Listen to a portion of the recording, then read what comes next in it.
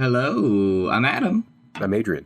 and welcome to Cast from the Crypt. Well, I guess a little elaboration. We've been on a werewolf kick, and we talked about a movie that came out in 2002 called Dog Soldiers. It's a Scottish movie that we both really enjoyed, and we talked about it, but tragically, that file is in the void now.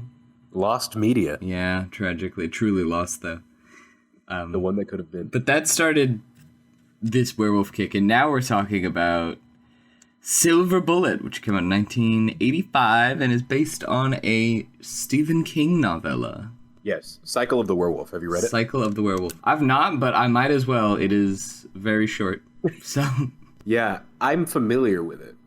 I might have read it years and years ago, but I don't quite remember. But I've read too much Stephen King, especially the short stories, to remember all the ones I've read.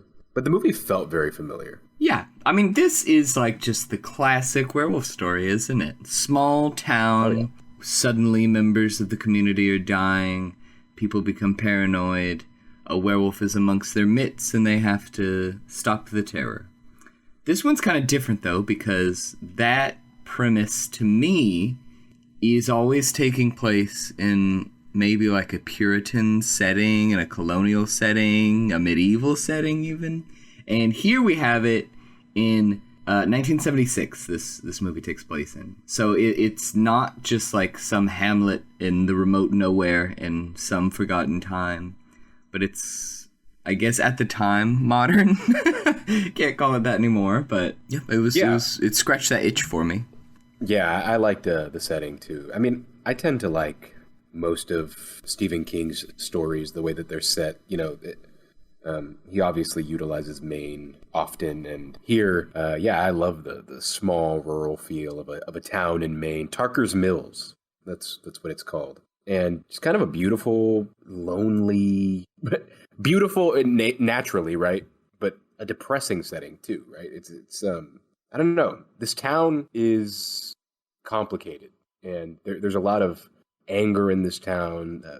The people don't get along with the police force, and there's interesting family dynamics, and so I like the setting a lot, and the people that live here. I thought that the movie did that well. Yeah, it feels like a community. I think at the very beginning of the movie, Jane, the sister of Marty, and Marty's kind of our main character, but Jane is the narrator. She's narrating the story from the perspective of, like, this is many years later. She's telling the story of when she was a girl, and that one time her and her brother and her crazy uncle killed a werewolf.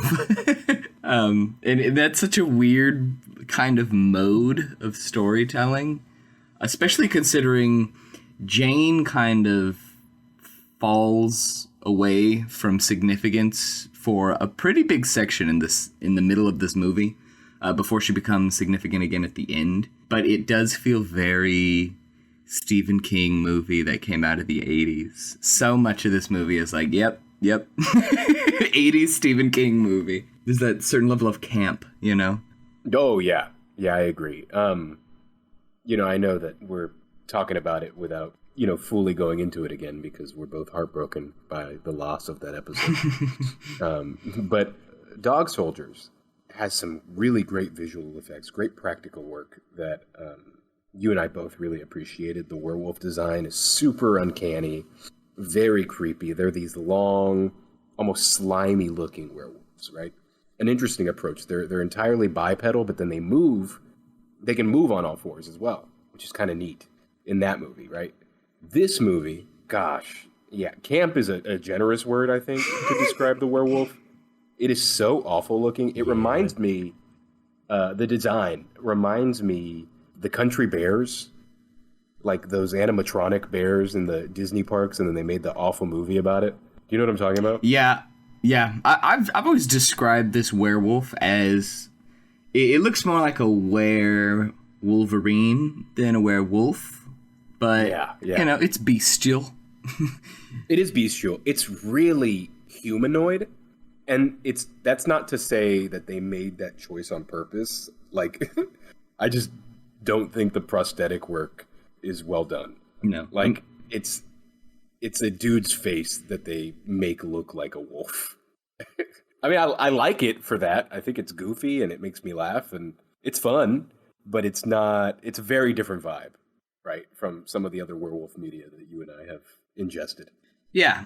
Well, when we did talk about Dog Soldiers, we mentioned that the budget for that movie was £2.3 million, and it made £5 million. So it doubled its profit and was, while it was a very small movie, very indie movie, a movie that came out of Scotland, which is a country that doesn't make many movies. Like, I've never seen another movie from Scotland. But it was successful by all metrics of success. Like, even the cast went on to be in a lot of other stuff. Yes, we mentioned Liam Cunningham's in it, and he went on to be in Game of Thrones. You know, it's a successful movie. And this is similar. It had a budget of $7 million, which is more than the other movie had, right? But the other movie's effects were so good that maybe you can't justify this movie's effects being bad because of the budget. But I kind of want to. I kind of want to say this movie had $7 million. It was not super funded, you know. That being said, the werewolf at the end of this movie, like when we finally see the full werewolf, it is kind of underwhelming. It doesn't look good.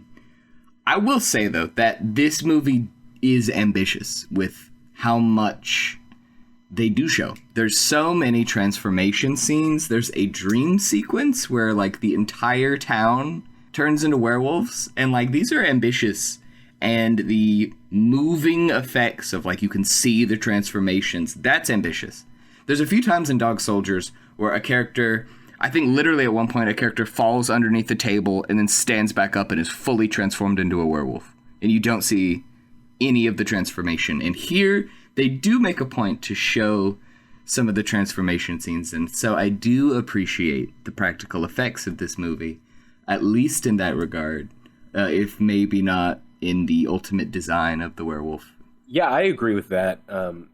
I really like this scene when that cop is sent out later on in the movie. It's the last act of the film. Yes. And it's kind of the last attempt that these two kids make in order to get somebody to do something about this threat that they've discovered.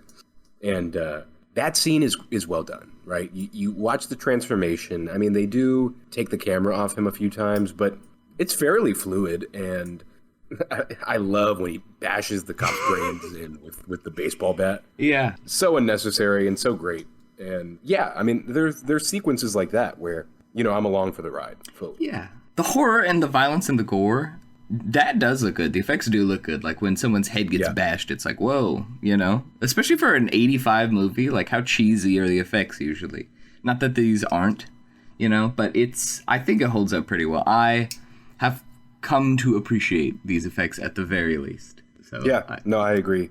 I also think this movie, I don't know, I don't want to praise it too much because I don't want anybody to think I adored this movie or anything like that, but it's overall fine, right? Like, I think the kids are actually pretty good. There was never any point where I was annoyed with the children in this movie, which, you know, child actors always annoy me. So there's that, right? I thought the pacing was pretty solid. For the most part, I was digging this movie. Okay. And again, it's not that it's perfect, and it's not that it doesn't have its flaws. Of course it does. But for a campy 80s werewolf film, it kept me engaged. And I think most shockingly, I really liked Gary Busey in it. Yeah. Oh, well, can we get into that can of worms now?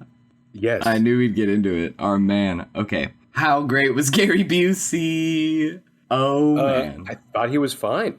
Yeah. No, I ate him up in this movie. Yeah. It's funny because Gary Busey, for us, and for, I think, Gen Z, he's a meme. I mean, that's what the guy is. And deservingly so, right? I mean, he looks like an accident. I think you described him best. He looks like a Picasso painting now. Yeah, he's asymmetrical. You know, he's known, he's even embraced the bit, because he's done commercials where he's crazy Gary Busey. That's what he's known for. But I often forget that he's an Academy Award nominated actor with a pretty robust filmography. And, you know, I mean, the guy is a serious actor, or was a serious actor when he was working. And, you know, he's had issues with his health now, and I think that's probably why he's not working very much. That, and that he looks like a jump scare. But nonetheless, right? Watching him in this movie, he is remarkably fine. And I've also read the character he plays in this movie. He's the drunkle. He's the uncle with the drinking problem. He's an addict, and it does come up throughout the movie. I've read that he even kind of connected to this character on a personal level because of personal experiences that he had and that he was going through. And I think that reads, and I think that it makes for a really good performance. Yeah, I thought this was like, I don't know, it was pretty peak Gary Busey for me. Like you said, Gen Z is maybe out of touch with Gary Busey, because I was talking to you just before we were recording this about how, like, I don't know any movie Gary Busey's really been in. I know him as Gary Busey, and I know him from this movie. This is the movie I've always associated with Gary Busey. I know he's in Ginger Dead Man, and I have not seen it, but I don't really know what else he's in.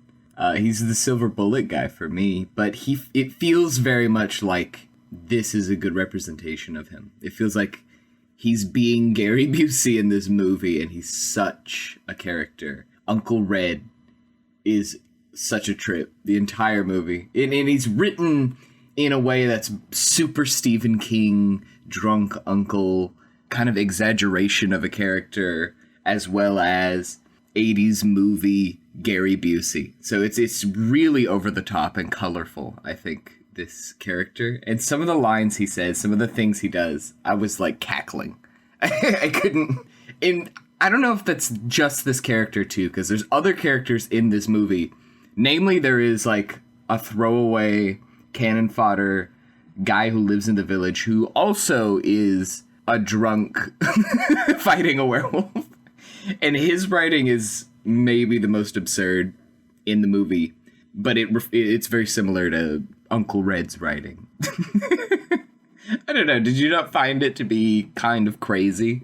Yeah, I did. But that's kind of that's Stephen King, right? He's known to have these patterns he follows, and you either love it or hate it. You know where I'm at with him and his storytelling. And I know many people that hate his storytelling. And, Stephen King film adaptations, they tend to really have like large departures between the film and the book or the story that they're from, especially when other folks are doing the adapting. But Stephen King adapted this story into this movie. Yes, he wrote the screenplay. Right. And I think it does show. I agree with you. I think a lot of he's very present in this script. And yeah, Red is like, it's probably King putting himself in the story to a certain extent, because that's what he always did. The addicts were often himself. And that's why they tend to be the characters that you want to love and root for in his movies. Or, excuse me, in his stories. That's a big critique he had of The Shining. You know, in the novel, he's not just some villain, Jack, right? He actually has depth and there's something to him. Where in the movie, Jack Nicholson is great, but you hate that guy, right? He is a villain. He is an icon of horror now, and he's just known to be a villain. Whereas I believe in the novel, he has some more sympathetic traits, right? King did his thing. Well, there's a lot of excessive drinking in this movie.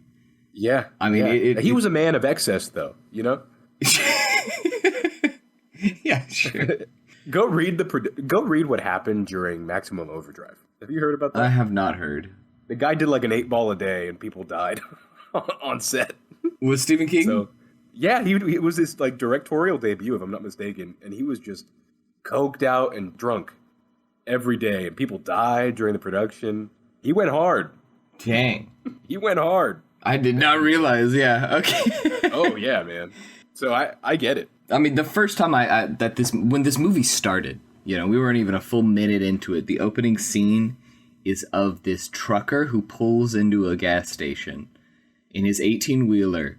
He's drunk out of his mind, driving the 18-wheeler while he's drinking beer in hand. Like, it's so cartoonishly like, woo!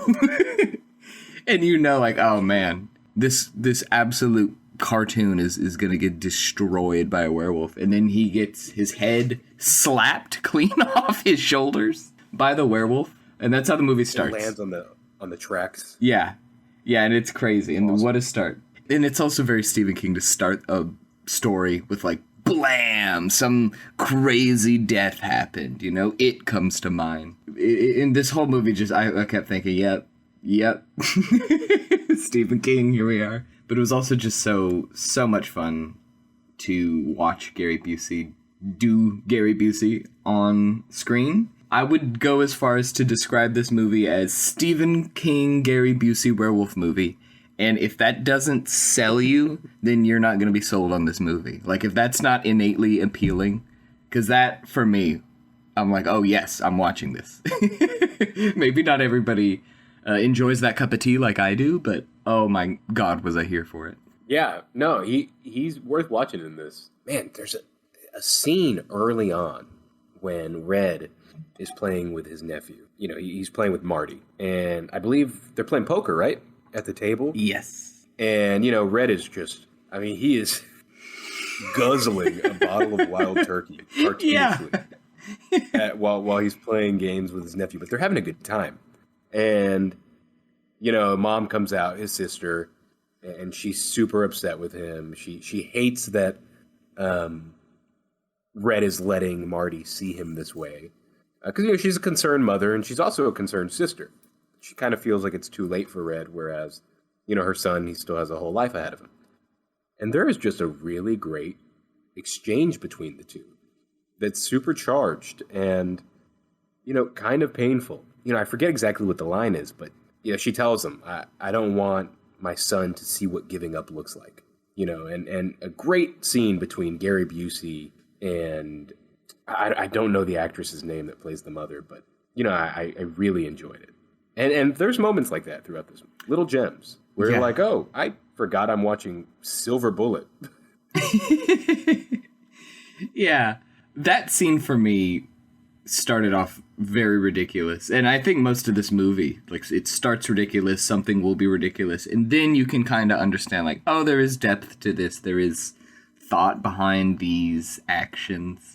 You know, there is a solid story in here, but it begins so absurd, so dramatic. The scene right before this, Marty's sister Jane says, well, that's your Uncle Red for you. He's nothing but a drunk. And it kind of becomes like this heartbreaking moment for Marty because he didn't know that he was an alcoholic. And Jane later apologizes that, like, this is a very inappropriate way for me to have told you that. I'm sorry you had to find out this way.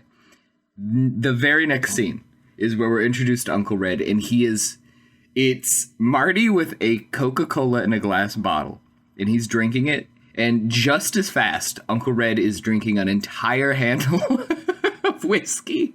And to go from, like, I didn't know he was an alcoholic to he drank an entire bottle of whiskey right in front of him. Like, it feels like he's I don't know, he's really not doing a good job of hiding his problems from the kids. So, or Marty's an idiot. Yeah, I don't know where the surprise came from. Like, sorry, kid, I guess you're dumb. Yeah. Or, you know, maybe he's just naive. I guess we all were at that age. But, man, yeah, you're right. I mean, he puts it down. The whole movie. And, like, when we say cartoonishly, he's literally throwing his head back, opening his throat, and chugging from these bottles. Yes. It's not like he's sipping bourbon and, like, feeling the burn. No, he is taking swallows. And you have to think, like, this isn't just some guy playing an alcoholic on camera. Someone told Gary Busey, make it look like you're an alcoholic on camera. And Gary Busey was like, okay. And this is the result. Yeah, he was like, yeah, so it's extreme. Gary Busey's just his voice, the way he delivered his lines, his accent, like, everything fed into, like, man, this guy seems so crazy. Yeah, the one critique I have of Gary Busey in this movie is he sounds Southern. Yes. And I know he is. Like, I know he's a Texas guy, and I get it. It's maybe hard, but, like, I like to think that they just told him rural and didn't tell him where. Yeah, I mean... And so just... might as well, I guess. On set, and he's like, oh, I guess I'll do a Texas accent. Yep. So... kind of at the heart of this story is this relationship between Uncle Red and his nephew Marty. Like, he really has a soft spot for Marty. That's his little guy, and he loves him, and you see that throughout the movie. Like, they're best friends 100% of the time. And Uncle Red is a mechanic who has built for Marty Here it is. Name drop. The Silver Bullet. The name he has given to this gas-powered wheelchair he built. We've neglected to mention that Marty's legs are paralyzed. But he drives around in this electric pseudo chopper of a wheelchair throughout the movie. Yeah, that thing's awesome. Yeah. I want one. Oh, it's great. Yeah. So it begins with one, and then he builds an even crazier one later on in the movie. So there's really a Silver Bullet Mark 1 and Mark 2. It's so powerful, in fact, that it can take several collisions from a muscle car and still be intact with the chair's operator kept completely unharmed. And that was the most ridiculous part of this movie, where Marty's getting rammed into the bridge by a car, and the thing is just fine. Yeah. Nothing's wrong with the Silver Bullet. I thought that was awesome. Yeah, well, also, the thing can outspeed the car after all that happens. Yeah, that's true. No, that's a great point. And it does, maybe, I don't know. I mean, they really did have to build this thing. And in the scene where he takes it out for a spin and is driving down the road, like, it really does look like this thing is going obscenely fast. Yeah, no, that thing could be on the highway. Oh, it could be. It is definitely not street legal. No, that's true. But yeah, I also, this is so nothing to do with anything, but that sheriff who was killed by that werewolf that we mentioned earlier is Terry O'Quinn, who plays John Locke in Lost. And dude, okay, yeah, I knew I recognized him. That's where he's from. That's where you recognize him from. Yeah. And I watched it and I was like, Sheriff John Locke in the Gary Busey werewolf movie? Just very young. Yeah, that makes sense. He looked so familiar, and I could not place it. One criticism I will have about this movie, though, is it is focused on this family and this community dealing with these murders. There's a serial killer. They got to stop. They go to bed early. They're looking over their shoulder. There's a curfew. They cancel Halloween. They cancel the summertime festival. It's a big deal. But in every werewolf movie, there's always this like suspicion. It could be any one of us. It could be you, and everyone's blaming each other, and there's this frenzied paranoia. And there's none of that in this movie. The community at large never considers it's not a man, despite the fact that like these corpses are found mangled. They always consider like there's just a serial killer on the loose, and they also all seem to think the serial killer could not possibly be amongst their own ranks. Because they form, like, an angry mob to comb the woods at night and find the serial killer and kill him. But, like, okay, there's a serial killer in your town killing people over the course of, I think, 4-ish months this movie takes place. Maybe the serial killer is one of the people that lives in the town. I really doubt that they drive to the town, kill people, and then leave. You know what I mean? Like, why was there no blame or internal questioning? Well, and the movie does its best to raise questions about vigilante justice. And, there's a whole scene about it, right? They're in a bar and they're planning. They're trying to find the guy. They have absolutely no lead. They don't know anything about what they're talking about. And one of the police officers says, "Oh, so we're just bringing back lynch mobs?" Or something to that effect. And it's a pretty flat moment. Yeah. Because, like, on the one hand, yes, this is disorganized and, mob mentality is dangerous. On the other hand, people are dying and nothing's being done and nobody's asking any questions, so I don't blame them. And then it kind of just abandons the mob altogether. Yeah, the mob doesn't make sense because they seem to think that there's some guy living in the woods killing people and not just one of them being a serial killer. Yeah, nobody's that's open true. about I kind being of a serial forgot about killer. that. That was a kind of half-baked subject. Yeah, it doesn't make any sense. They're like, we're going to go in the woods and get him. Like, why is he in the woods? And then they also scoff at the idea that it's a werewolf, but they also think this man lives in the woods. So I don't know. The mob doesn't really make sense. But the culmination of this scene that we're describing and kind of all the talks about frontier justice, mob mentality, all that is ended right after this because they go into the woods and the werewolf kills all of them. It kills every single one of them. And after that, nothing comes of it. No one says anything about it. No one mentions it. It just everybody carries on and life keeps going in the village. No, that's exactly my point. It feels like I don't know. I mean, you would think, right? After that, now we're asking questions. No. Like, hey, maybe it's not a man. Maybe it is a werewolf. Half the freaking village is wiped out at this point. But whatever. I eventually stopped asking these questions and accepted that I was watching Gary Busey werewolf movie. Gary Busey, Stephen King werewolf movie also. So, it doesn't matter. This still is the classic werewolf itch scratch. Sometimes I really want to watch a werewolf movie. I don't know. And so I've seen this. I guess I've seen a lot of werewolf movies. And honestly, I hate for it to be true, but they are often not very good. So even one like this, that's like, I'm not going to act like this is American Werewolf in London. I'm not going to act like this is crazy, something to write home about. But, like, it's a solid movie. It's a fine movie. It is what it is, and I enjoyed watching it. I agree. Like, when it comes to werewolf movies, maybe that is kind of hard to come by, and so I am very happy with it just being that. Yeah, it's fun. It's one of those things that I could have seen my brother renting, out of curiosity, from the bottom shelf of a Blockbuster rack, and we would have been pleasantly surprised. And if it was awful, we would have paid very little to see it. It's that kind of movie. This is a bargain bin movie. But that's not an insult, right? It's a bargain. You got it for a couple of bucks. Maybe you rented it. Maybe you have HBO Max and you see it there and you check it out. And it's fun.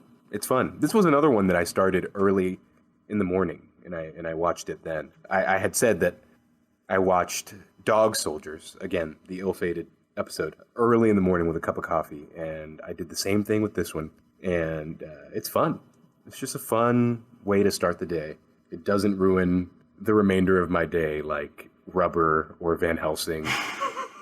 It's fun, and Gary Busey's in it. Yeah, and he's good. He's very entertaining at the very least, and you cannot deny that. I would say he's good. Why are you so? Because he's Gary Busey in this. I don't know. It's like kind of this is like the classic Nick Cage debate of like, is he being too much right now, or is this exactly what I needed? Well, you know how I feel about Nick Cage now. So I know. Well, me too.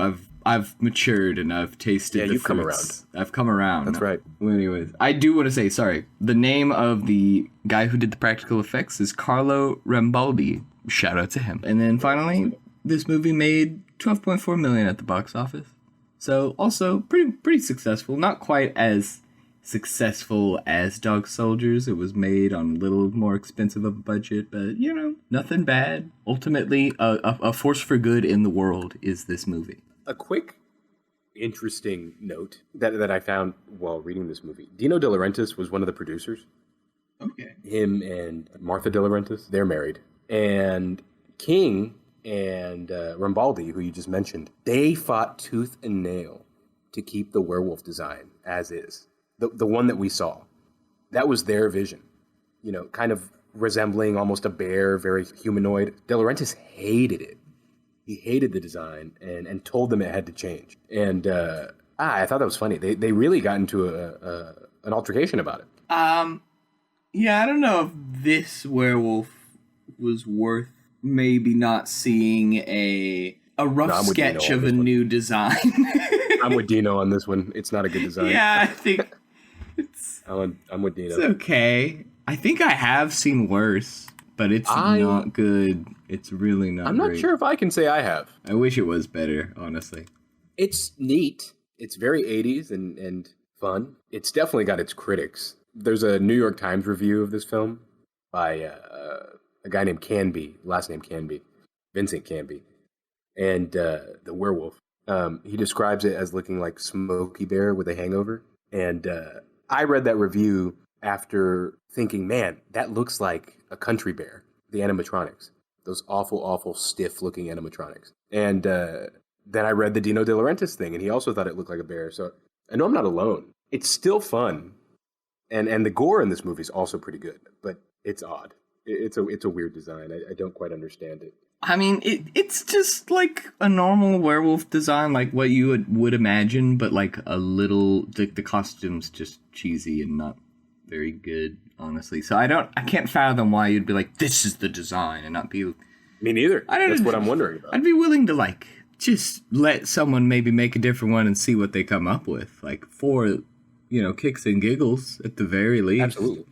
Another thing to note is the Cycle of Werewolf novella got published with illustrations, maybe like kind of the Stand was published with some illustrations too, Right. So in that, there are already drawings of what the scenes look like, what the werewolf looks like, and so I guess the design is true to that vision, but I don't know, you couldn't show someone else this picture of this werewolf and be like, make this. And just see if they can't do better. Yeah. Have you seen the illustrations for it? Yeah, I've seen a few of them. I mean, once again, it's just like drawing of a werewolf, like you'd imagine. Yeah, I love the cover of the novella, the first edition cover. I don't know if you saw it. It's very, very cool. Very classic werewolf, Exactly. Which you don't get in this. You get an attempt, I guess. But did you like the movie, though? I did like this movie. I like this movie. I want you to know my mother loves this movie. Oh, okay. Was this one your grandpa talked about? I think, this definitely was. Classic 80s awesome. Stephen King movie, so, I gotta say, of the screenplays I've seen from Stephen King, right, not his adapted movies, this is up there. Me too, I mean, honestly. It's pretty good. Honestly, I think so, too. I mean, it's better than Thinner, So, God. So. It's better than Thinner. It's way better than, well, I guess that was a series, but The Shining miniseries was really pretty horrendous. Maximum Overdrive, which I just mentioned, was just so disjointed and in the worst way possible. I think this is maybe the best Stephen King adaptation by Stephen King I've ever seen, which is a sad thing to say. Flowers. Well, flowers to him. This is also a short movie based on a short book, an hour and 35-minute movie. It's succinct, it's paced really well, and I think the time flies by when you watch it. It's a very easy watch. Yeah, no, I thought the time was the most refreshing thing about this movie. It's a short movie, it's easy to watch. It flies by, and not in the kind of like blink and you forget it way. It's fun. It's a fun hour and how long? 30 hour 35, yeah. Yeah, it's for that amount of time. Go throw a homemade pizza in the oven and watch this movie. Oh, yeah. And and drink with Gary Busey. Knit a scarf. Or drink with Gary Busey. Or drink straight out of the bottle with Gary Busey. Have yourself a Gary Busey night. I am. That's probably insensitive to say. Well, no, it's not. He's fine. You said he looked... What you've been talking about this man's looks the entire day. So I don't know. He's rough, man. He is rough. Sorry, Gary. He's rough. Love and respect to him. Yeah. Okay. Well, thank you for watching this movie. I've made you watch 2 werewolf movies now, and I'm glad you did. Them both. I'm glad you enjoyed them. Yeah, they're great. I love a good werewolf movie. Yeah. No regrets. Me too. I like them almost as much as I like a good old vampire movie. Okay. Yeah. The age-old debate. Maybe we'll go back and forth. I think so. Well, thank you everybody for listening. Goodbye.